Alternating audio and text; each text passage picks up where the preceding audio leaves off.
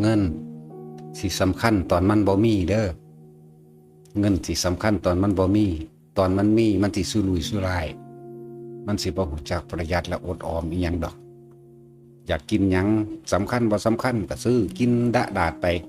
แต่ว่าตอนที่มันบ่มีเนี่ยอุ้ยสำคัญขนาดเนาะและการใส่อย่างประมาทกับการใส่บ่รู้จักคำว่าอันใดควรอันใดบ่ควรซื้อของเล่นซื้อของกินเล่นจังซี่นะสติ มันสิสำคัญตอนที่มันได้ทำผิดพลาดไปแล้วมันจังสิระลึกนึกถึงได้โอ้กูบ่น่าเฮ็ดจังซั่นเลยเด้นั่นแหละมันสิไปมีตอนนั้นแหละคนเฮาจึงบอกว่า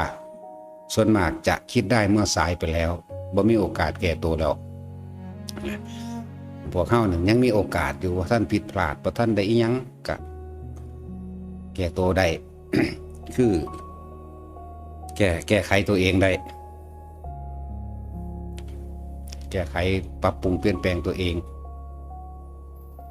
ชีวิตสุดท้ายทุกคนก็เดินทางเข้าสู่ความตายอยู่แล้วบ่ต้องไปยังมันมากมายเถอะเงินเฮามีเฮาก็ใส่อย่างให้มันได้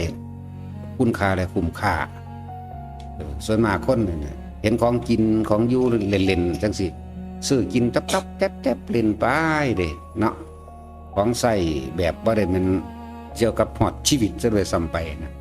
ถ้ามันใส่ในสิ่งที่สำคัญว่าอาหารยารักษาโรคเครื่องนุ่งห่มที่อยู่อาศัยใครอยู่แต่ว่านี่